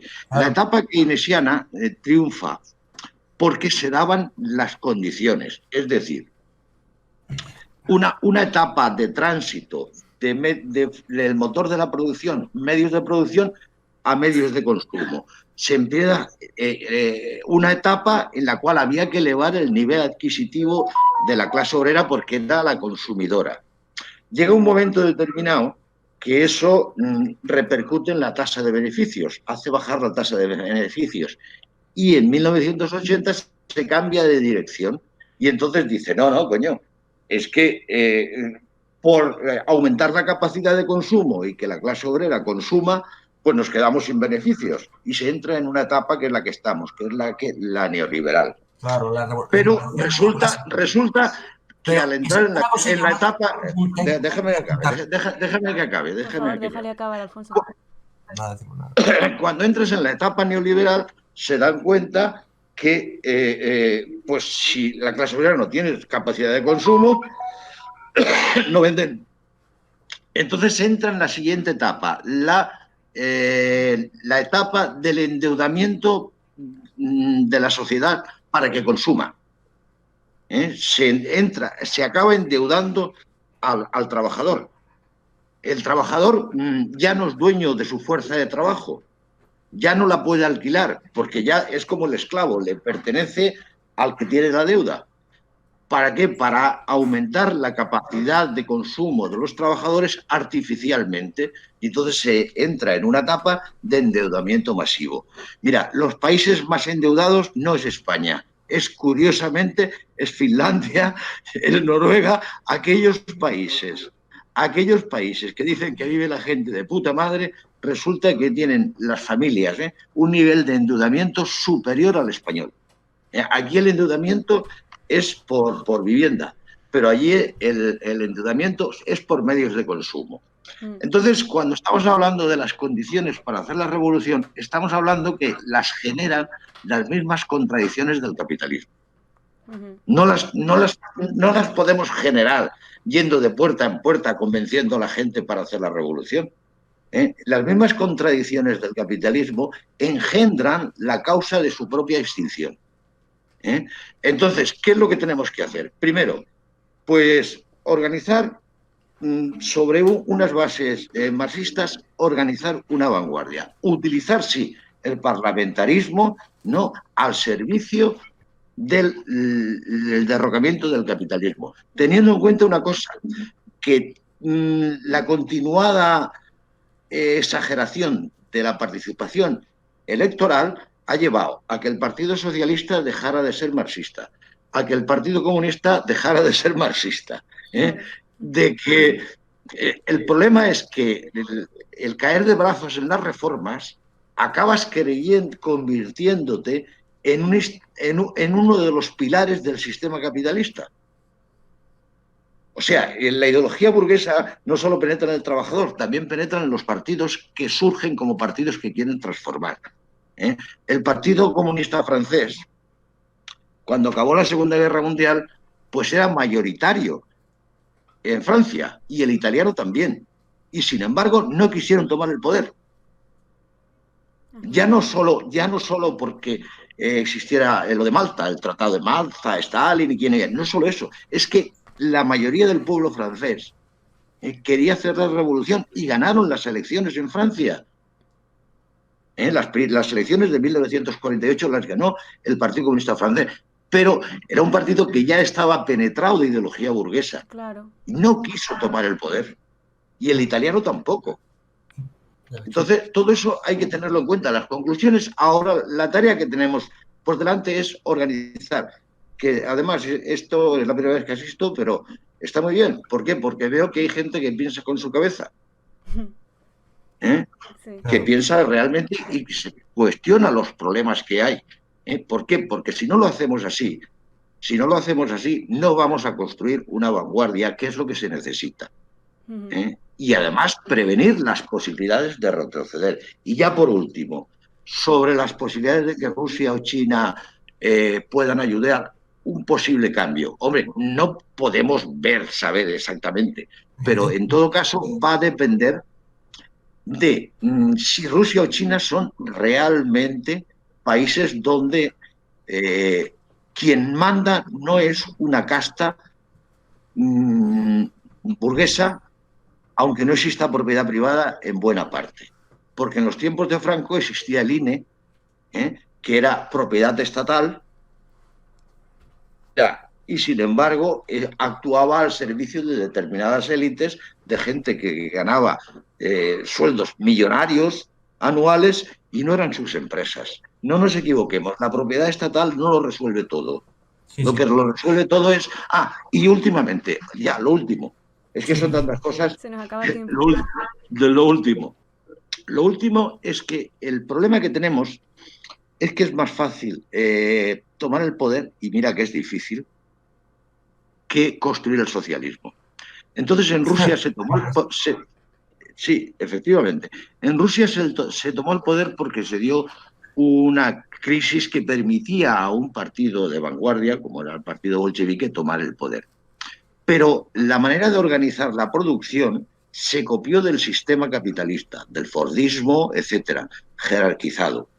Exacto. Y entonces eso fue generando, lo digo porque ha salido por ahí, imprescindible que surjan unas élites. No es imprescindible. El desarrollo de las fuerzas productivas que tenemos actualmente permite descentralizar la producción. Permite parcialmente desprenderse de ese modelo de producción fordista centralizado. Claro. Entonces, efectivamente, ahora hay peores condiciones para tomar el poder, pero más posibilidades para construir el socialismo, porque el grado científico y técnico se ha desarrollado. Y ya por último, ya no digo más, el primer paso hay que elaborar una táctica y una estrategia, y salir de la Unión Europea es importante, ¿no? Pero como táctica. Exacto. O sea, hablar de que si tuviéramos una burguesía nacional sería más fácil tomar el poder, es que nosotros no podemos ir en contra de las leyes de la historia. La burguesía nacional, la burguesía en estos momentos es apátrida, porque la burguesía ha creado su mismo desarrollo, ha creado unas élites que han acabado siendo una oligarquía que está entrelazada a nivel mundial. Pero también hay que tener en cuenta... O sea, el capital es apátrida. Sí, pero... Cataluña no... Mira, la burguesía catalana es imposible que sea independiente. ¿Por qué? Porque es imposible que lo domine, porque en estos momentos los países dominantes son élites entrelazadas internacionalmente. Y ya no doy más la paliza. Bueno, pero también hay que tener en cuenta que si saliésemos de la Unión Europea es bastante probable que la burguesía global rechazase a la nacional, ¿no? Es que el problema es que dependen de ellos. Sí, El problema, digo, el problema es que mira, la burguesía nacional española, si se sale de la Unión Europea o si consiente que su pueblo se consiga salir de la Unión Europea, ya te digo yo que va a tener bastantes problemas para entrar en los chiringuitos posteriores. Aunque seguiría estando, pero evidentemente seguiría estando en los chiringuitos. Es que no hay. Mira, en la Caixa, los accionistas de la Caixa son burguesías catalanas y burguesías madrileñas y burguesías vascas. Y burguesías de todo el mundo. O andaluzas. O sea, está todo entrelazado. Claro. Entonces, el problema de Cataluña es un choque de intereses entre las mismas burguesías que se les ha ido de la mano, porque buena parte del pueblo se ha creído lo de la independencia, pero se les ha ido de la mano. Utilizaban las particularidades de Cataluña para chantajear y pelearse entre ellos, a ver quién se llevaba la mayor parte del pastel. Bueno, vale, esto quizá lo podríamos desarrollar ya en un debate aparte. ¿Nieves? Vale, yo como conclusión solo quería decir, la resumiría en tres cosas, en tres partes mi conclusión, así rápidamente. Primero de todo que habría que defender la vía parlamentaria. Yo soy defensora de la vía parlamentaria, primero de todo porque es lo más realista actualmente para llegar sobre todo para ganar apoyos y visibilidad en España, y sobre todo porque es lo que más te va a aceptar la gente, y vas a ganar más simpatías si intentas acercarte a lo que cree el pueblo a día de hoy. Segundo, habría que defender tareas de formación y organización, pues para concienciar a la gente de que bueno, la vía parlamentaria pues es una vía, pero también tenemos la vía revolucionaria, también es una alternativa que es viable. Aparte de que para eso necesitas también defender la unidad popular y la unidad nacional, porque si tienes a la clase trabajadora dividida, es imposible hacer ninguna revolución. O sea, formación, organización y unidad, sobre todo, lo más importante. Y tercero, es importante también salir de la Unión Europea y de la OTAN y recabar apoyos internacionales y no sé si apoyos, pero al menos ganar simpatías de algún Estado fuerte que cuando la clase trabajadora y el Partido Comunista tomen el poder tengan algún apoyo internacional fuerte, porque si no, o sea, de Estados Unidos y de la Unión Europea no vamos a conseguir apoyo, ¿no? Pero intentar acercarnos un poco por ejemplo, a China para tener algún soporte y que no nos invadan o que no nos hagan un golpe de Estado, ¿no? En fin, de momento, así que por el momento, en caso de una revolución y también en caso de la vía parlamentaria, para que no nos pase lo que a Salvador Allende, básicamente. O sea, la vía parlamentaria, sí, o sea, yo defiendo la vía parlamentaria actualmente porque es más realista y porque puede generar más apoyo y más visibilidad para un partido comunista. Así como conclusión. Muy bien. Gracias. Además, si es que yo querría plantear, es decir, sí, yo estoy de acuerdo con utilizar la vía parlamentaria, pero no como un fin, sino como un proceso. Y nunca abandonar la idea de una revolución. Eso es ya lo decía Lenin, ¿no? Que era imposible alcanzar el poder si no era suficiente con el Parlamento, ¿no? Claro, hay que tener unos principios sólidos, o sea, para no acabar como por ejemplo Podemos, que hablaba primero de asaltar los cielos y ha acabado, pues nada, formando parte de un gobierno de un partido socialista. Muy bien, Pablo, te toca. Muy bien. Mi conclusión es que no puedes reformar el Estado burgués en Estado socialista. Si eso lo intentas, te pasa básicamente como a Evo Morales, vamos, que le da un golpe de Estado el ejército y se va a toda la mierda. Entonces es importante formar o bien milicias disciplinadas o bien un nuevo ejército rojo o lo que sea. Y luego también se ha hablado sobre la formación de élites y demás. Eso, para que no se degenere ese Estado socialista, lo que hay que aplicar son las 3 condiciones de Lenin, que son que el salario de la burocracia, por así llamarlo, no sea superior al de un obrero cualificado, que la burocracia sea rotativa y la deponibilidad y electibilidad de esos representantes, ¿no? Entonces, también, una revolución no tiene por qué ser totalmente sangrienta ni nada de eso, sino que puede ser como la de Hungría en 1919, que no es muy conocida, pero los revolucionarios pues tenemos que estudiar todas las revoluciones, ¿no? Se hizo sin sangre, no recuerdo bien, pero creo que dimitió un burgués o un socialdemócrata, no me acuerdo, y se proclamó el Sin Estado sangre soviético y parcialmente, demás. pero sí, hubo algunos enfrentamientos en la calle, pero no fue muy sangrienta. Fue como la rusa, sin guerra civil, claro. Yo es que opino que en España un conflicto, es decir, teniendo en cuenta el tema de la revolución, yo creo que acabaría siendo bastante feo, es decir, seguramente acabaría una especie de guerra civil o algo así. Habría una guerra civil que es seguro y tenemos que prepararnos para ella. Si queremos tomar el poder total... Además, ¿cómo decirlo? Ese conflicto está, o sea, es que... Claro, exacto. Sí, yo creo que eso es irreconciliable. Pero bueno, qué remedio. Y luego también la importancia de construir una organización a nivel internacional, de estar con las masas, de formar cuadros marxistas y de estudiar todas las revoluciones para ver los errores y los aciertos, ¿no? ¿Y no crees que el patriotismo sería clave para unir al pueblo español?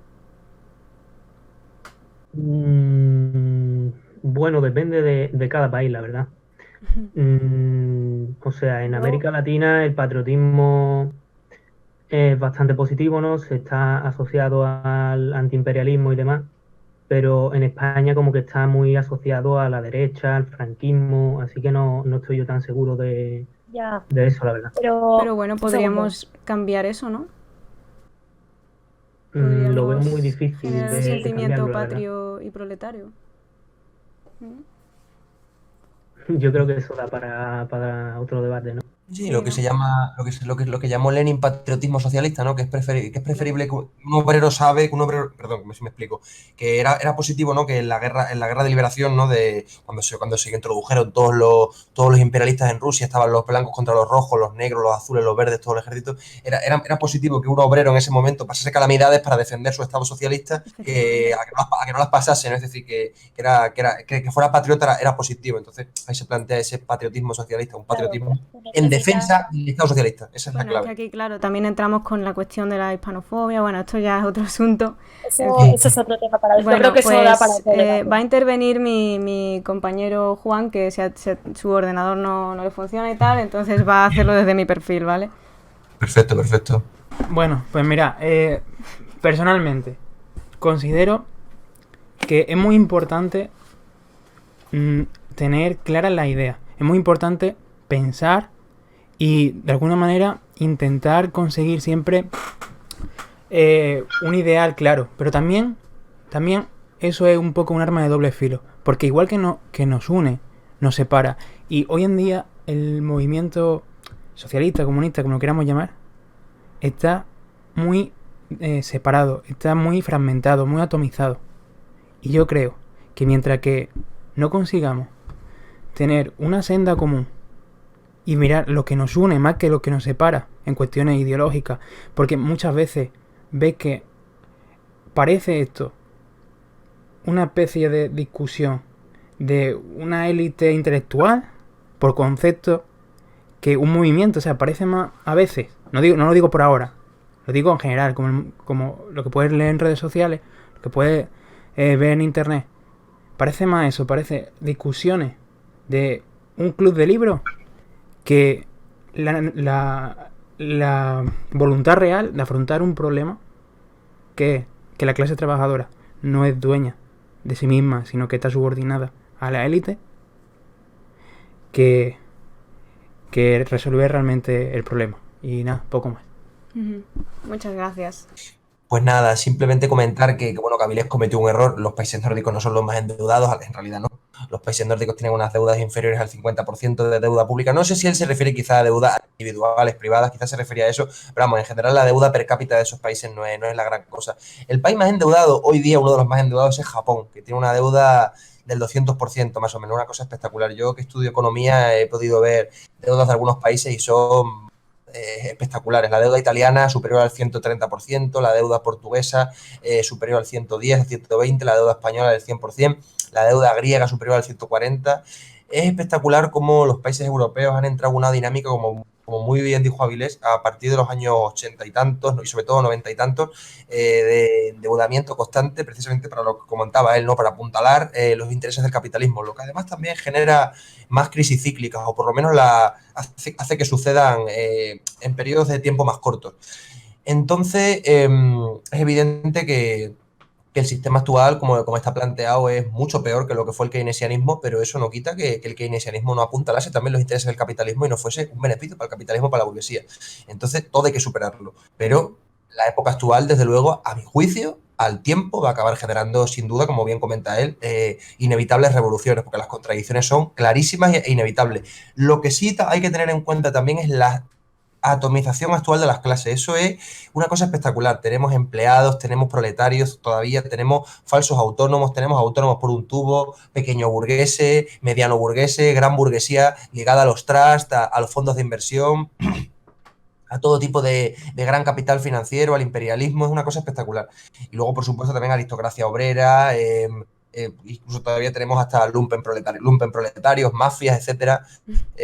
Hay de todo, ¿no? Entonces, obviamente tenemos que saber movernos en esta situación y vamos a tener que ser muy creativos, la verdad. A nivel teórico, yo creo que el marxismo actual necesita grandes teóricos y necesitamos, sin duda, que dejar de llamar revisionista aquí a todo el mundo porque no esté de acuerdo con 4 citas de Dios sabe cuánto que ya en muchos casos están superados. Por ejemplo, el imperialismo fase superior del capitalismo de Lenin es un libro superado ya. O sea, el imperialismo está en unos términos totalmente distintos a lo que se vio en esa época. En esa época había guerras imperialistas constantes por la hegemonía global. Hoy esos países que estaban en guerra antes cooperan entre ellos. O sea, es espectacular. Y hacen guerras en países pequeñitos para vender armas. Es una cosa maravillosa. Para venderse armas entre ellos y a esos países y a la gente que se enfrenta a esos países. Es una cosa increíble. Entonces, las condiciones son muy complejas y hay que ser creativo. Eso es lo que digo. Y sobre todo, dejarse ya de revisionista a todo el mundo, que aquí no hay tantos revisionistas como hay muchos pesados que no paran de llamar revisionista a todo el mundo cuando no tienen, hasta en muchos casos, ni siquiera una gran formación como para poder andar sentando cátedra. Por esto ya acabamos. Muy bien. Pues nada, hasta aquí el debate. Simplemente decir, lo único que querría añadir es, que aunque las condiciones materiales no permitan algo así como una revolución y demás, mientras tanto tenemos que trabajar con lo que tenemos. Y yo creo que es importantísimo desarrollar un patriotismo. Creo que es fundamental, porque ahora mismo es que hay gente que se niega a defender España como clase obrera, no digo como élite, simplemente por pura hispanofobia. En fin, no sé, sí. Creo que estamos demasiado también, como comentaban antes, aburguesados en muchos sentidos. Sí, bueno, en España hay atomización nacional y eso es inevitable. Vamos, inevitable, me refiero, que es una cosa que es un gran obstáculo, es un enorme obstáculo. Y es un problema endémico de aquí, entonces hay que saber sortearlo como se pueda, a mi juicio. Yo creo que lo más duro va a ser superar esta tendencia que tenemos los comunistas de querer hacer un copia-pega de la Unión Soviética sin tener en cuenta en absoluto las características de nuestro país. Eso yo lo tengo superado ya.